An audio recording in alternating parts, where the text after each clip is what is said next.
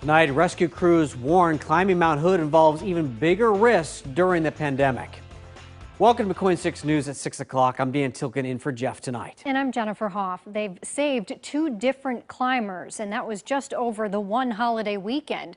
And they say they're very concerned over the crowds and the conditions. Let's switch to our Wayne Haverly. He's been talking to rescuers and climbers and joins us with their very important warning and message tonight. Wayne?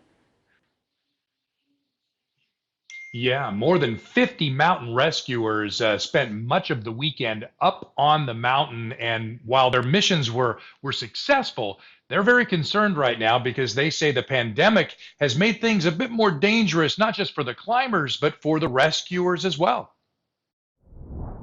This is the aftermath of an avalanche triggered by 2 climbers Saturday afternoon.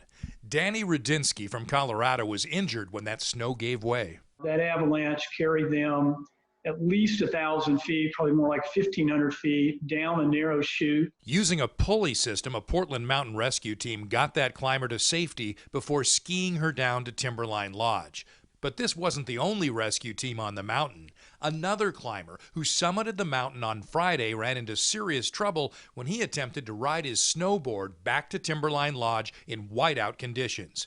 He called 911 with only 4% battery power, enough for crews to get his coordinates.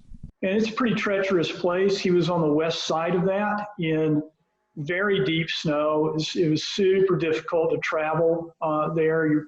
Our rescuers were sinking up to their chests. Rescue team leader Eric Brahms made a dangerous 3.5-mile journey from the top of the Palmer chairlift through a high-risk avalanche area to reach Nick Larson from Bend in the middle of the night.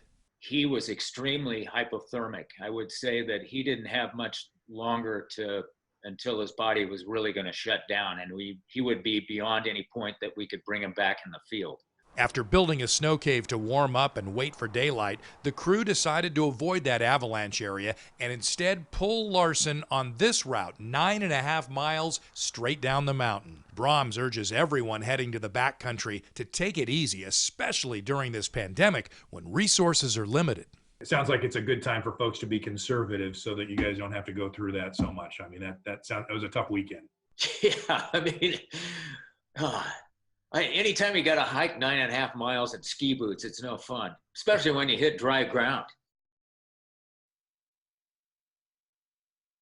As if these mountain rescues are not dangerous enough, social distancing is nearly impossible for these rescue crews when they're up on the mountain. So that's adding a new layer of danger. Now, I did message with Mr. Larson, the climber, the first climber who was rescued up there. He's recovering tonight in Bend, and he may want to talk about this after he gets a little bit more rest. But he wanted to thank everyone for everything they did to help save his life up there. Back to you.